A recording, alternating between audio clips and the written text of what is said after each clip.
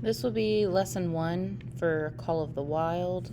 So this is unit 1, lesson 1. The standard is RL 8.1. And by the end of this unit, we will read literary and informational text about human interaction with animals and nature to understand how authors portray animals to make a comment about human nature. We will also explore scientific and personal accounts of animal cognition to express our understanding of Jack London's portrayal of Buck and his interaction with humans in The Call of the Wild. We will accomplish this by writing an essay about the central idea explored in The Call of the Wild about humans' treatment of animals, reading a new text and answering questions about a human's interaction with animals, and synthesizing ideas across fiction and nonfiction text to write an argumentative essay about whether Jack London was a nature faker. Our objectives. So today we will preview our unit essential questions and analyze the epigraph of The Call of the Wild. So what you are going to need, you're going to need your book, The Call of the Wild by Jack London, and you're also going to need the Introduction to The Call of the Wild handout. So you should have received a packet, a workbook packet, and in that workbook packet, you should see a sheet that says Introduction to the Call of the Wild handout. Let me show you what that looks like real quick.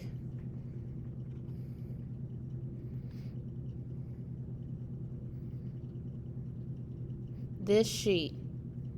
This is what you're looking for. So in your workbook packet, this is the first page that you're looking for. This is what you're going to need in order to do the work, okay? So let's go back to our slides and see what we got.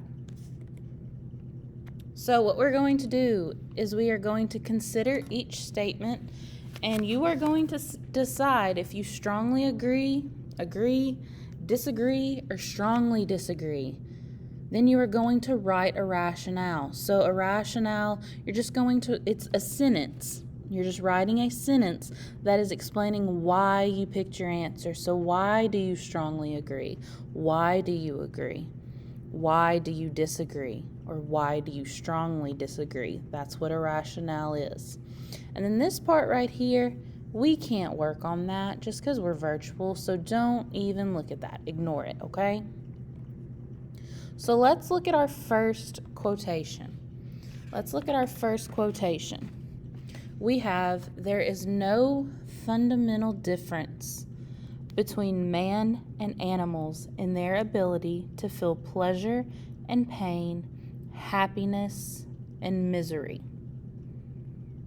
So basically what that quote is saying is that humans and animals are the same in their ability to feel emotions, both good and bad. Once again, it's saying that the quote is saying that humans and animals are the same in their ability to feel emotions, both good and bad. I want you to take a second, and I want you to circle on your sheet whether or not you strongly agree, you disagree, or you strongly disagree. Then I also want you to write your rationale. Remember, your rationale is just that one sentence that is explaining to me why you picked your answer. It's not right or wrong, it's just what you think. It's what you feel. So I'll give you a minute to do so, and then we're going to move on.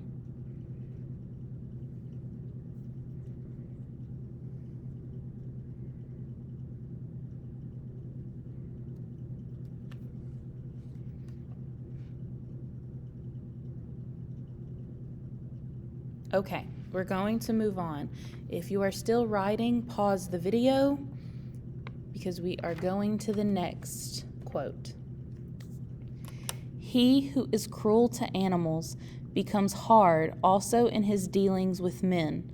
We can judge the heart of a man by his treatment of animals. Immanuel Kant.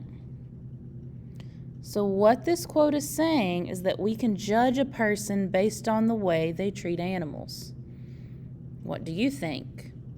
Do you think we can judge people based on the way they treat animals? I'm going to give you a minute. I want you to circle whether you strongly agree, you disagree, or you strongly disagree. And then I also want you to write your one-sentence rationale. I give you just 1 minute.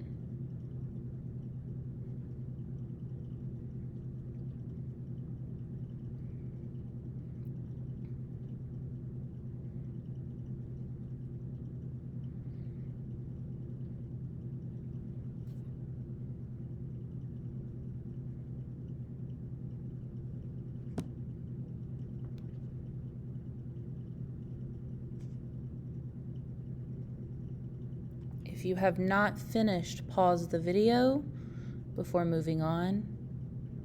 If you have finished, we are moving on to the next quote. It is not the strongest or the most intelligent who will survive, but those who can best manage change. Leon C. Megginson. It's the professor of marketing and management at Louisiana State University. So what this quote is saying is that the ability to adapt to things as they change is more important for success than intelligence or strength. Once again, what the quote is saying is that the ability to adapt to things as they change is more important for success than intelligence or strength. I'm going to give you a minute. Remember, I need you to circle whether you strongly agree, disagree, or strongly disagree, and then write a one-sentence rationale. Also remember, these are not right or wrong answers. These are your personal opinions. Take 1 minute. Circle your answers and write your one sentence.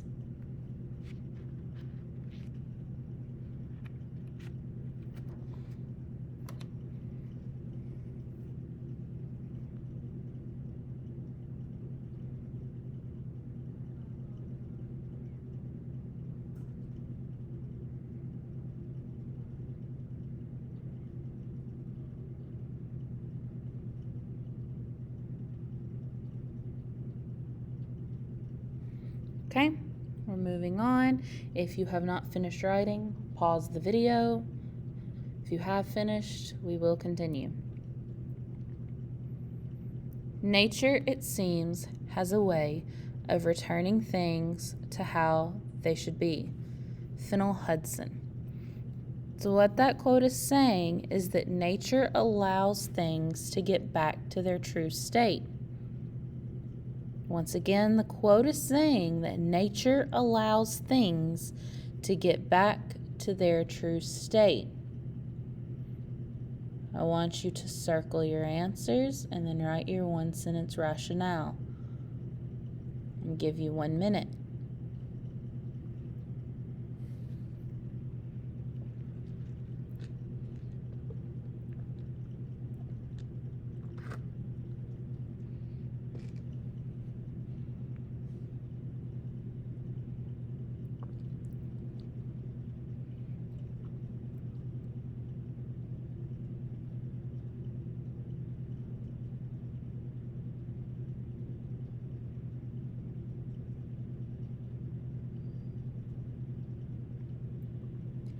All right, we are moving on.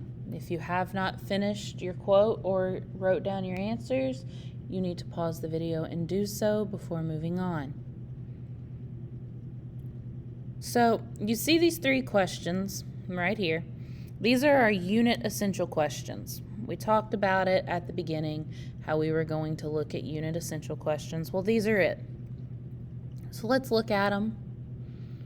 And then what I want you to do is also just write on a piece of paper just what you think, okay, with each one. So look at number 1. To what extent are animals governed by instinct versus reason and emotion. So thinking about that, do animals react and act in general based on their instinct, or do they act and react on their reason and emotion? Which one do you think?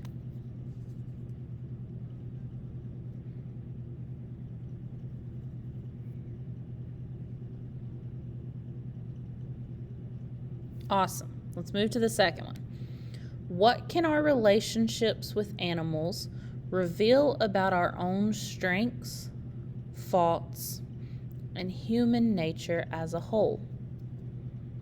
So how do we as humans, when we interact with animals, for instance, when you react or interact with your pet, what does that reveal about you as a person? I want you to look at that. Normally we would discuss it, but since we're not in class, we can't discuss it. So take a look at it, write it down, tell me what you think.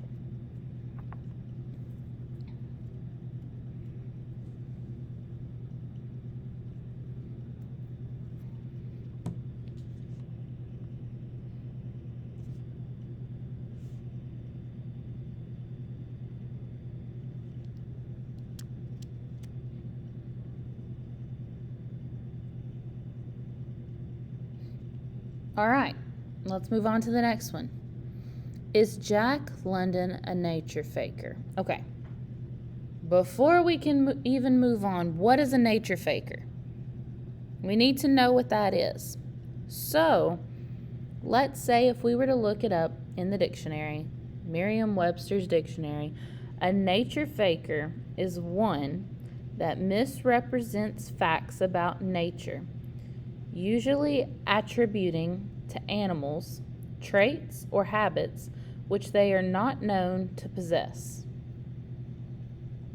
So, a nature faker, the definition, one that misrepresents facts about nature, usually attributing to animals traits or habits which they are not known to possess.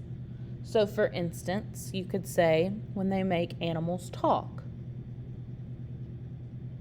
or when they make animals have human feelings or do human-like things.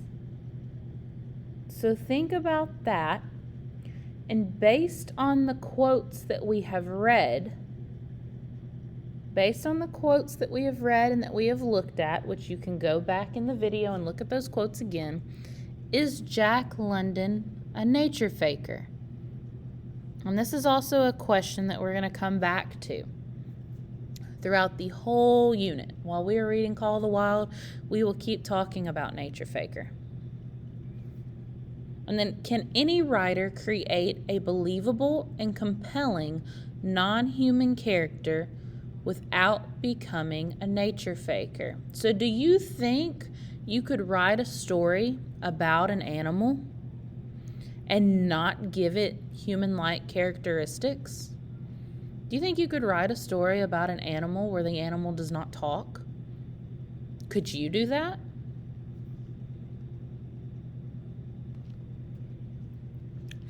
All right, let's move on.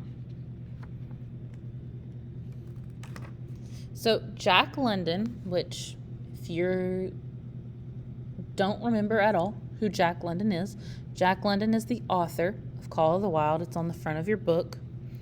Jack London begins the text with an epigraph or a short saying at the beginning of a book or chapter that is intended to suggest its theme. So let's look at this epigraph. Old longings, nomadic leap, chafing at custom's chain, again from its brumal sleep, wakens the Farron strain. Okay, let's read that again. Old longings, nomadic leap, chafing at custom's chain, again from its brumal sleep, wakens the Farron strain.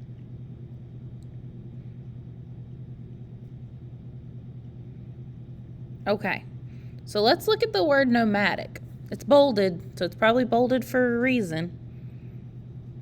So what word do you see in nomadic that you may have learned in social studies?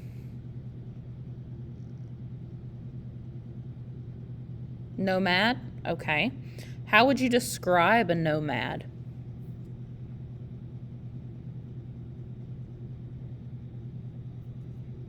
So if you still don't know what a nomad is, it's a hunter and gatherer. Societies were made up of nomadic people who had to travel to find food sources. So based on that, what do you think nomadic means?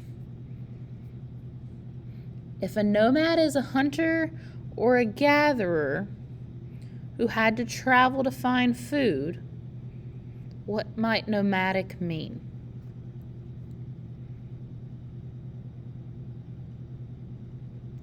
Nomadic means characterized by moving around a lot.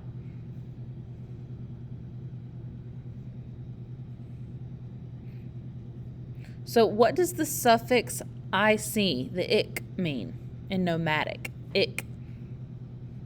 So let's look at other words that end with that suffix to help. Athletic, poetic. Ick is going to be a suffix found in adjectives that means relating to or characterized by. So that's why we said nomadic means characterized by moving around a lot. If you see that ick right there, that means characterized by. So characterized by moving around a lot. Then we have chafing. They've already given you the definition for chafing. Chafing is wear or damage by rubbing. Then they've also given you the definition for brumal. Brumal, of or relating to winter. Now let's look at this word right here, farren. Farren. What word do you see in farren that you may know? Have you heard of animals that are feral? You've heard of feral cats, maybe? So what does feral mean in this context? Wakens the farren strain. So say we replace it with feral, the feral strain. Feral and farren.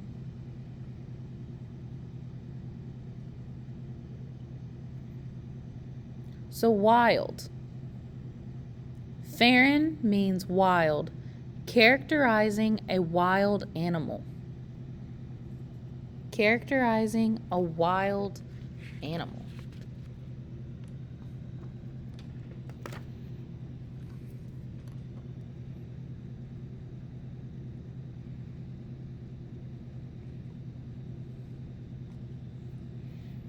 Okay, let's look at this again.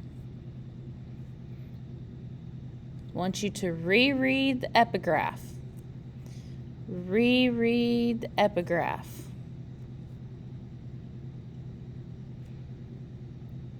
And I want you to discuss the questions on your, you can't discuss it, but discuss it with yourself on your Introduction to the Call of the Wild handout.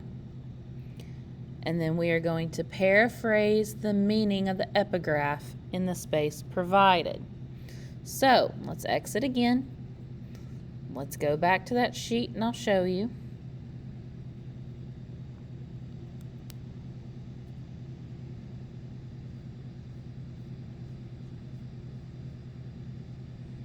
Right here. So an epigraph is a short quotation or saying at the beginning of a book. Discuss the epigraph to the Call of the Wild with a partner by answering the questions below. So you can answer with a partner. You can ask somebody around your house. You can try and do it yourself. But I want you to work on that.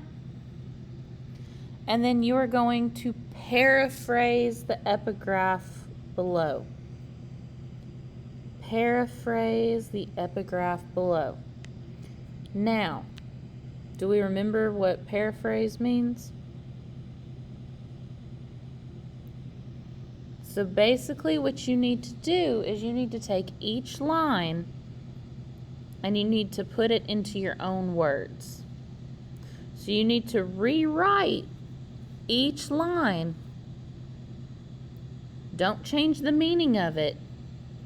Don't change the meaning. Keep the meaning the same. But you need to rewrite each line, but put it in your own words. For this one, paraphrase the epigraph in the lines below.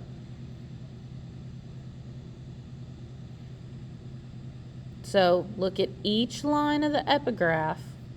Let's go back to it.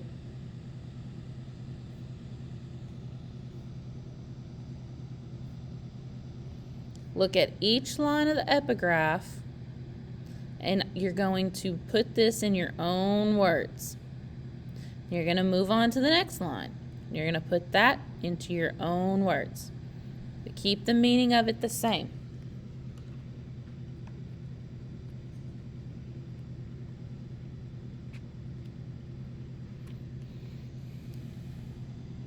And then at the very bottom of your sheet, the very, very bottom of it, you should have the question. Consider why the author might begin the book with this epigraph. So why would the author begin the book with this epigraph? Why would they be talking about that? Why would Jack London choose those words to start off The Call of the Wild? What does this epigraph suggest about The Call of the Wild? So what does it suggest about the book? What does it suggest that this book may be about? And then be sure to use evidence from the epigraph to support your response. So when you're responding to this question and you're saying, I believe that the epigraph suggests this about The Call of the Wild because it may be wild, because it says feral and faron. So use the context or use the text from the Call of the Wild epigraph in order to answer this question. So in this lesson, you discussed our unit essential questions, and you also made a prediction about the Call of the Wild by paraphrasing and using text evidence from the epigraph.